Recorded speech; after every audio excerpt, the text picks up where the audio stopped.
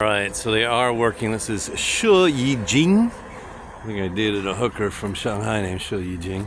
But they are working today. It's March 2nd. This is the second of the two.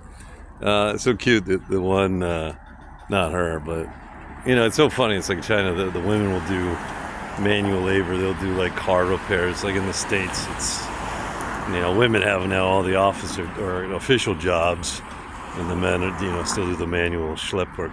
But they just, I go in for another brewski, and which is great. This is, you know, one of the things I definitely love about Asia. You can just walk around with a beer. In the States, forget it. You know, it's a nanny country. But so she goes, Megolite. I'm like, American. I've never seen this woman before. You know, even though I'm the only foreigner Lawai here in Liaozhong. And I'm like, man, you know, I would be the worst CIA operative for sure. But they are working here, and it's amazing. I guess they're just so heavily invested in this housing market that they can't let everything fail and become ghost towns, you know, shells of buildings. But yeah, that's another story. That, I mean, this is when my Chinese was non-existent, and I was here. I think it was my first year, right? So, you know, I just learned as I've been living here. My bad spoken Chinese, but I was in Dalian. Or where was I? Dandong. I was visiting Dandong, which is near North Korea, and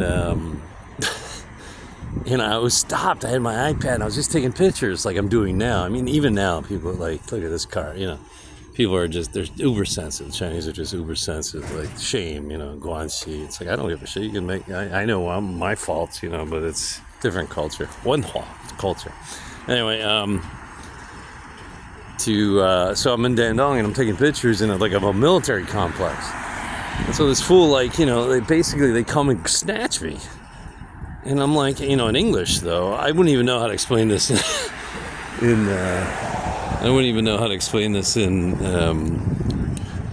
Chinese at this point either. But I'm like, look, fool, like, do you think America, and I don't even know if I had my passport on me, but I'm like, do you think America would send a 6'4", 76-inch, you know, white guy to spy on North Korea from China? And I'm like, dude, you're probably the fucking spy, you know? I gave him, actually, I had my sweater he was eyeing. I had a new University of South Florida sweatshirt, and I just gave it to him, man. I'm like, fuck it, get me out of here. That was funny. That was my biggest stoppage here.